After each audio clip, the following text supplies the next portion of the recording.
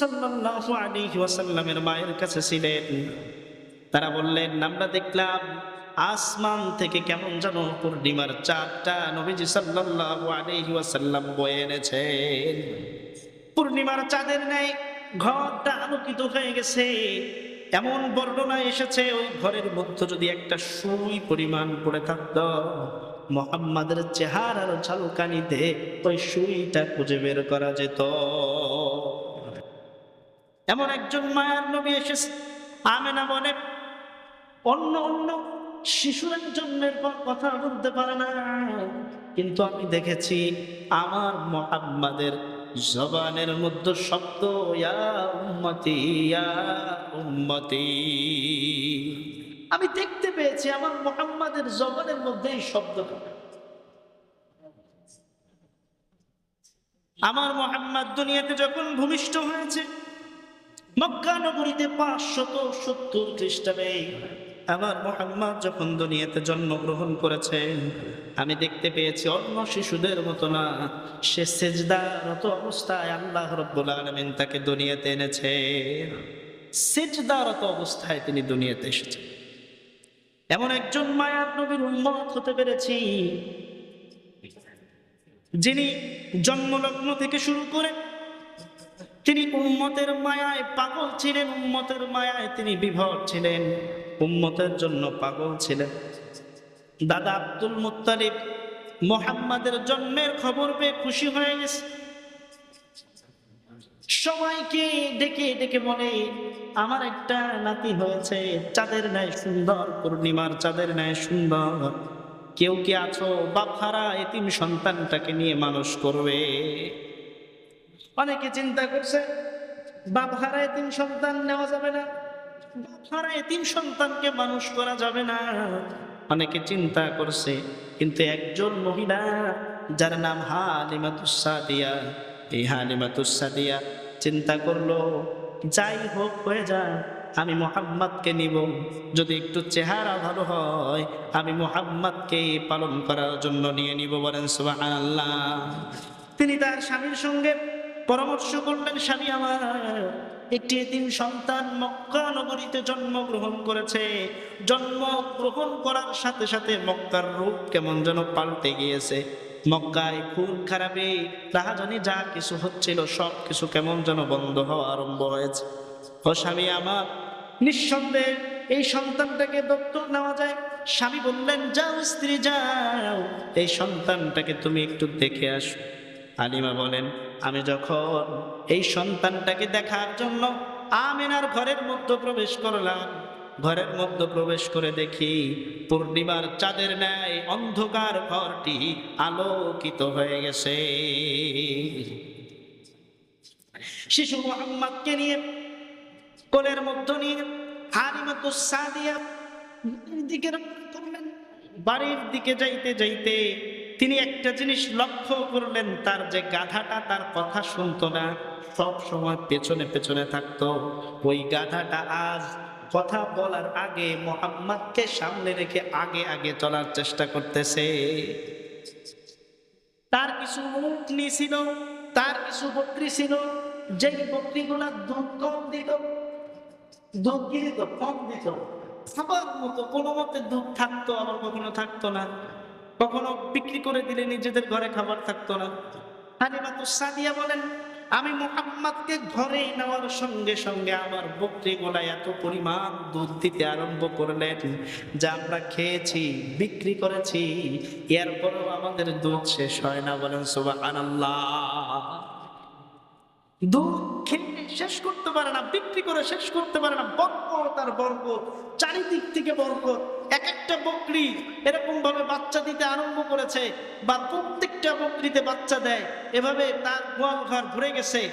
এমন মুহাম্মদ সাল্লাল্লাহু আলাইহি সাল্লাম যার ঘরের মধ্যে আছে, সেই ঘরে বরকত থাকবে কি থাকবে না? বলে সেই নবী যার কারণে আল্লাহ তাআলা এই দুনিয়ার আমাদেরকে সৃষ্টি করেছে, আপনাদেরকে সৃষ্টি করেছে, সবাইকে সৃষ্টি করেছে, যার বরকতে, যার বরকতে সৃষ্টি করেছে। হালিমাতুস সাদিয়া বলেন, আমার আরেকটি ছোট্ট শিশু সন্তান ছিল, আমি মুহাম্মদকে ডান দুগ্ধটা পান করাইতাম, ডান বুকের দুধ পান করাইতাম। শত চেষ্টা করেও আমি মুহাম্মদকে বাম দুগ্ধে আঙ্গুর দিতে পারি না। ছোটবেলা থেকেই মুহাম্মদ ইনসাফ ভিত্তিক মানুষ, কারণ তার মধ্যে এতটুকু চিন্তা ছিল যে আমি যদি ডান দুধটা খাই, আমার ভাই বাম দুধটা খাবে, ওটা খাওয়া যাবে না। হালিমা বলেন আমার বুকের মধ্যে দুধ ছিল না, মুহাম্মদ যেই দিন থেকে আমার ঘরের মধ্যে এসেছে, আমার দুধ পান করেছে, সেই দিন থেকে আমার দুধ বুকের মধ্যে পড়ে গিয়েছে। বলেন সুবহানাল্লাহ। সব দিক থেকে বরকত, সব দিক থেকে বরকত আল্লাহ তাআলা ঢেলে দিয়েছেন। এমন একজন নবীর উম্মত হতে পেরে আমরা খুশি না বেজার? আল্লাহ রাব্বুল আলামিন বলেন কুল ইন কুনতুম তুহিব্বুনাল্লাহ ফাত্তাবিউনি ইউহিব্বুকুমুল্লাহ। আল্লাহ তাআলা বলেন দুনিয়ার মানুষ, তোমরা যদি আমার নবী মুহাম্মদ সাল্লাল্লাহু আলাইহি ওয়াসাল্লামকে মুহাব্বত করো, ভালোবাসো, মুহাব্বত করো, ভালোবাসো, তোমরা যারা আমি আল্লাহকে পেতে চাও তারা যেন আগে আমার নবীকে মুহাব্বত করো, আমার নবীকে ভালোবাসো, তাহলে তোমরা আমি আল্লাহকে পেয়ে যাবা। আল্লাহর নৈকট্য হাসিল করার জন্য নবীওয়ালা জিন্দেগি লাগবে কি লাগবে না বলেন? সবাই বলেন লাগবে কি লাগবে না? আল্লাহর নৈকট্য হাসিল করার জন্য নবীওয়ালা জিন্দেগি লাগবেই, কারণ নবীওয়ালা জিন্দেগি ছাড়া, সুন্নাহওয়ালা জিন্দেগি ছাড়া আল্লাহর তাআলার নৈকট্য লাভ করা যাবে না। আমরা কি করি? জুমার দিন কোনো মতে ফরজটা পড়তে পারলেই হয়, মুনাজাতটা ধরলে ধরলাম, না ধরলে না ধরলাম, বাড়ির দিকে হাঁটা। আপনি জুমার কষ্ট করে জুমার খুতবাটা শুনতে পারলেন, কষ্ট করে বসে আপনি 2 রাকাত ফরজ নামাজ আদায় করতে পারলেন, একটু কষ্ট করে নবীর সুন্নাত 4 রাকাত এর জুমার সুন্নাতটা আদায় করতে পারলেন না। অতএব আল্লাহকে যদি পাইতে হয় নবীজি সাল্লাল্লাহু আলাইহি ওয়াসাল্লামের মুহাব্বত, ভালোবাসা, সুন্নাহ জিন্দেগির মধ্যে পরিপূর্ণ ঢুকাতে হবে। চেষ্টা করব তো ইনশাআল্লাহ। সম্মানিত ভাইয়েরা আমার, আল্লাহর নবী সাল্লাল্লাহু আলাইহি ওয়াসাল্লাম তিনি ছোটবেলা থেকেই তার নাম ছিল আল আমিন। কেন তার নাম আল আমিন দেওয়া হলো? কারণ প্রত্যেকটা মানুষের কাছে তিনি ছিলেন বিশ্বাসী, প্রত্যেকটা মানুষের কাছে তিনি ছিলেন খুবই নমনীয়, ভদ্র একটা ছেলে। এত ভদ্র ছিলেন যে আপনি যদি তার কাছে 10 টাকার একটা পুরাতন নোট আমানত রেখে যাইতেন, ঠিক 1 বছর পরে এসে বলতেন, মুহাম্মদ তোমার কাছে 10 টাকার একটা নোট আমি রেখে গিয়েছিলাম, ওই টাকাটা আমাকে দাও। ঠিক আপনি যেই নোটটা তার হাতে দিয়েছিলেন ওই নোটটা তিনি বের করে দিয়ে দিয়েছেন। বলেন সুবহানাল্লাহ। এমন একজন আমানতদারিতা নবী ছিলেন। নবী আমার কাফেরদের কাছেও আল আমিন ছিলেন, মুমিনের কাছেও আল আমিন ছিলেন। সবাই নবী সাল্লাল্লাহু আলাইহি সাল্লামকে এত পরিমাণ ভালোবাসতেন যে ভালোবাসার কোনো সীমা ছিল না। সমস্ত শিশুরা ছোটবেলায় খেলা করে না, এই শিশুদের কাজ কি? দৌড়াদৌড়ি, খেলাখেলি, এগুলো তো করে। কিন্তু মুহাম্মদ সাল্লাল্লাহু আলাইহি সাল্লাম খেলা করতেন না, তিনি হাঁটতেন আর বীর বীর করে করে করে মুখ দিয়ে যেন তিনি কি যেন একটা উচ্চারণ করতেন। ফকিহগণ বলেন, মুহাদ্দিসিন ইকরামগণ বলেন, মুহাম্মদ সাল্লাল্লাহু আলাইহি ওয়াসাল্লাম ছোটবেলা হাঁটতেন আর পড়তেন ইয়া উম্মতি হাবলি, ইয়া উম্মতি হাবলি, ইয়া উম্মতি। বলেন সুবহানাল্লাহ। তিনি উম্মতের প্রতি এত দরদ, এত ভালোবাসা, এত মুহাব্বত ছিলেন। আর আজকে আমরা তার উম্মত হয়ে আমাদের মধ্যে কি দরদ আর কি মুহাব্বত আছে বলেন? সেই দরদ, মুহাব্বত, ভালোবাসা আমাদের অন্তরের মধ্যে ঢুকানো লাগবে কি লাগবে না? এমন একজন নবী তিনি ছিলেন যার উম্মত হওয়ার জন্য সমস্ত পয়গম্বররা পাগল ছিল। এমন একজন নবী তিনি, আল্লাহ রাব্বুল আলামিনের কাছে এত প্রিয় তিনি, আল্লাহ রাব্বুল আলামিনের কাছে এত ভালোবাসার নবী তিনি। আল্লাহ তাআলার বন্ধু সবাই, সমস্ত নবীগণ বন্ধু। মুসা কালিমুল্লাহ আল্লাহর বন্ধু, ইব্রাহিম খলিলুল্লাহ আল্লাহর বন্ধু, ঈসা রূহুল্লাহ আল্লাহর বন্ধু, মুহাম্মাদুর রাসূলুল্লাহ আল্লাহর বন্ধু। সমস্ত বন্ধুদের মধ্যে কিছু কিছু পার্থক্য থাকে কি থাকে না? ইব্রাহিম খলিলুল্লাহ আল্লাহর এমন বন্ধু, ভালো করে খেয়াল করেন। ইব্রাহিম খলিলুল্লাহ আল্লাহ রাব্বুল আলামিনের এমন বন্ধু, যেই বন্ধু বন্ধুর জন্য পাগল, মনিবের জন্য পাগল, যার নাম খলিলুল্লাহ। কথা বোঝা যায়? যার নাম খলিলুল্লাহ, ইব্রাহিম আলাইহিস সালাতু ওয়াস সালাম আল্লাহর জন্য পাগল। এজন্য আল্লাহ রাব্বুল আলামিন তার নামের উপাধি দিয়েছেন খলিলুল্লাহ। আর মুহাম্মাদুর রাসূলুল্লাহ আল্লাহ রাব্বুল আলামিনের এমন একজন বন্ধু, যেই বন্ধুর জন্য মনিব নিজেই পাগল। এজন্য তার নাম দিয়েছেন মুহাম্মাদুর রাসূলুল্লাহ সাল্লাল্লাহু আলাইহি ওয়াসাল্লাম। বন্ধুর মধ্যে পার্থক্য হচ্ছে এক বন্ধু বন্ধুর জন্য পাগল, আবার মনিব তার এই বন্ধুর জন্য পাগল। তার বন্ধুর মধ্যে পার্থক্য আছে না নাই? দেখেন, সেই বন্ধু মুহাম্মদ সাল্লাল্লাহু আলাইহি ওয়াসাল্লাম এমন একজন নবী, যার গায়ের মধ্য পর্যন্ত মশা মাছি পড়া পর্যন্ত হারাম ছিল। কি ছিল? মশা মাছি পড়া পর্যন্ত হারাম ছিল। সেই নবীজি সাল্লাল্লাহু আলাইহি ওয়াসাল্লাম, সেই নবীজি সাল্লাল্লাহু আলাইহি ওয়াসাল্লাম এই ইসলামকে প্রতিষ্ঠিত করার জন্য, উম্মতের জন্য তিনি ছোটবেলা থেকেই নির্যাতন নিপীড়ন সহ্য করে আসছেন। ছোটবেলা থেকেই তিনি সহ্য করেছেন। এমন নবী তিনি।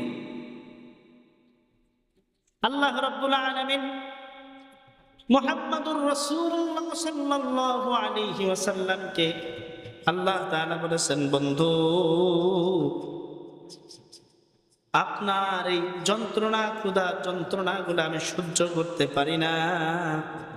ও বন্ধু, আপনি যদি চান আপনাকে উহুদ পাহাড়কে আমি আল্লাহ স্বর্ণ বানায় আপনার পিছে পিছে উহুদ পাহাড় ঘুরবে, শুধু একবার একটু আদেশ দেন, আপনার এই কষ্ট দুঃখ কিছুই থাকবে না। এই পরীক্ষাটা আল্লাহ রাব্বুল আলামিন তার বন্ধুকে করলেন। বন্ধুর জবাব ছিল, রব্বুল আলামিন, আমি দুনিয়াতে আমার উম্মতদের জন্য কষ্ট করতেছি, আমার উম্মতের মুক্তির জন্য কষ্ট করতেছি, আমার উম্মতের ভালোবাসার জন্য কষ্ট করতেছি। আয় আল্লাহ, আমি এই কষ্ট যদি দুনিয়াতে না করি, তাহলে আমার উম্মত ইসলামের মর্যাদা আমার উম্মত বুঝবে না। বলেন সুবহানাল্লাহ। অতএব সম্মানিত হাজিরিন, সেই নবী আমরা পেয়েছি। এজন্য আল্লাহ তাআলা পরবর্তী আয়াতে বলেন, قل إن كنتم تحبون الله فاتبعوني يحببكم الله। ও নবী, আপনি জানায় দেন, তারা যদি আমি আল্লাহকে ভালোবাসতে চায়, তারা যদি আমি আল্লাহকে মহাব্বত করতে চায়, তারা যেন আপনি নবী আগে আপনার অনুকরণ আগে তারা করতে থাকে। যদি তারা আপনার অনুকরণ আর অনুসরণ করে, তাহলে তারা আমি আল্লাহকে পেয়ে যাবে। বলেন সুবহানাল্লাহ। আল্লাহর নবী হাদিসের মধ্যে বলেন, ক্বালান নবী সাল্লাল্লাহু আলাইহি ওয়াসাল্লাম, আল উলামা ওয়ারাসাতুল আম্বিয়া, আও কামা ক্বালা আলাইহিস সালাতু ওয়াস সালাম। নবী সাল্লাল্লাহু আলাইহি ওয়াসাল্লাম বলেন, আমার উম্মতেরা রে, ও আমার উম্মতেরা, তোমরা ভালো করে শুনো, আমি নবী একদিন থাকবো না, আমি নবী দুনিয়া থেকে বিদায় হয়ে যাব, আমি দুনিয়া থেকে চলে যাব। সেই দিন আমি নবীওয়ালা কাজগুলা কারা করবে? আল্লাহর নবী নিজেই বলে গেছেন, আল উলামা ওয়ারাসাতুল আম্বিয়া, আমার এই কাজগুলা দুনিয়াতে হক্কানি উলামা ইকরামগণ করবেন। বলেন সুবহানাল্লাহ। হক্কানি উলামা ইকরামগণ করবেন। এখানে আল্লাহর নবী নিজে বলছেন হক, হক্কানি উলামা কিরামগণ এই নবীওয়ালা দাওয়াতি কাজগুলা করবেন, নবীওয়ালা দাওয়াতগুলা মানুষের মাঝে মাঝে পৌঁছায় দিবেন। তোমরা তাদের অনুসরণ আর অনুকরণ করো।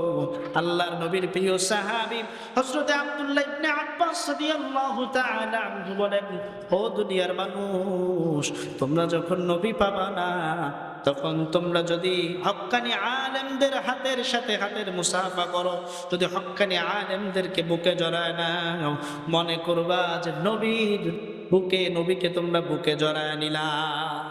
হক্কানি আলেমদেরকে যদি তোমরা মেহমানদারি করো, হক্কানি আলেমদের সান্নিধ্য যদি তোমরা লাভ করো, মনে করবা যে তোমরা নবীর সান্নিধ্য লাভ করে গেছো। কারণ আল্লাহ রাব্বুল আলামিন এই দুনিয়াতে চলার জন্য, বোঝার জন্য, মানুষকে পরীক্ষা করার জন্য আমার আল্লাহ দুইটা রাস্তা দিয়েছেন। বলেন কয়টা রাস্তা? সবাই বলেন কয়টা রাস্তা? দুইটা রাস্তা দিয়েছেন। ফারিকুন ফিল জান্নাতি ওয়া ফারিকুন ফিস সাঈর। একটা রাস্তা জান্নাতের আর একটা জাহান্নামের। এই জান্নাতের রাস্তাগুলো চলার, বোঝার, সহজ করার জন্য আল্লাহ রাব্বুল আলামিন যুগে যুগে 1,24,000 পয়গম্বর আল্লাহ তাআলা দুনিয়াতে পাঠিয়েছেন। সমস্ত পয়গম্বর দুনিয়া থেকে বিদায় হয়ে গেছে, আমার আপনার মায়ার নবী বিদায় হয়ে গেছে। এই নবুয়তের দায়িত্বগুলো আল্লাহর নবী হক্কানি আলেমদের উপরে দিয়ে গেছে।